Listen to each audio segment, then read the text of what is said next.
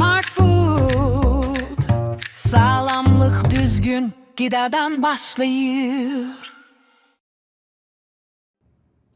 Yüksek qan təzyiqinin müalicəsində tibbi nəzarət altında yalnız su ilə oruç. 174 nəfər ardıcıl pasiyent klinik şəraitdə müalicə alıb. Əvvəlcə bir neçə gün meyvə və tərəvəz yeyiblər. Bu, bağırsağı təmizləmək və qəbizlikdən qorumaq üçün idi. Sonra 10-11 gün yalnız su ilə oruç. Daha sonra isə tam bitki əsaslı pəhrizə keçid. Meyvə, tərəvəz, tam taxıllar, paxlallar, qoz fındıq və tumlar. Burada heyvan məhsulları, emal olunmuş qidalar, əlavə duz, yağ və şəkər yoxdur. Onların hamısında təzyiq yüksək idi. 140-90-dan yuxarı. Amma 10 nəfərdən 9-u, yəni 89% klinikanı təzyiqi 140-90-dan aşağı halda tərk etdi. Orta hesabla sistolik təzyiq, yəni yuxarı göstərici 37 vahid azaldı.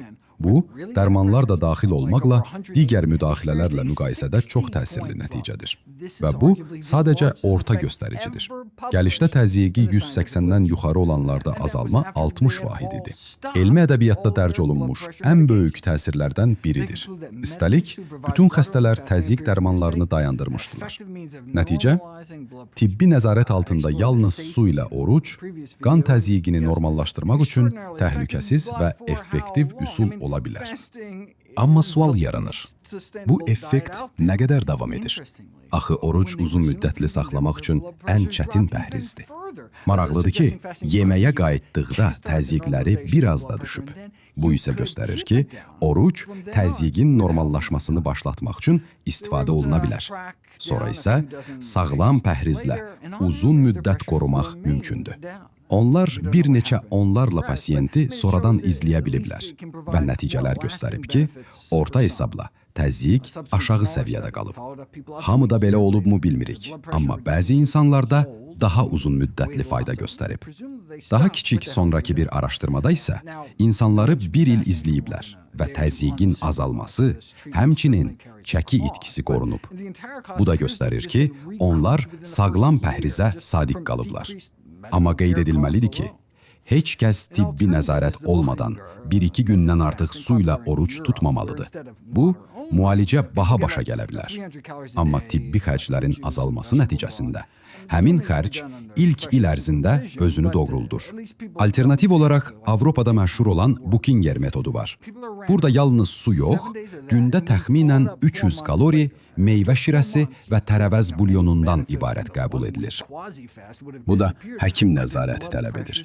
Amma insanların işdən ayrılmasına ehtiyac olmur.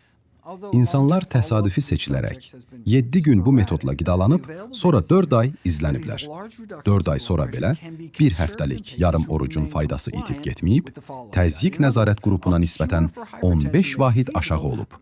Uzun müddətli izləmə qeyri-müntəzəm aparılsa da, mövcud məlumat göstərir ki, təzyiqdə bu böyük azalmalar sağlam pəhrizə davam edənlərdə qorunub.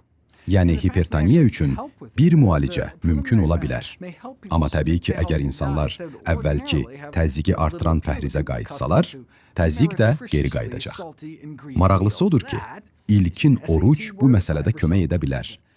Oruc insanlara əvvəl cazibədar görünməyən, sağlam pəhrizə alışmağa imkan yaradır. Çox duzlu, yağlı və şirin yeməklərə öyrəşənlər üçün adi sağlam qidalar dadlı görünməyə bilər.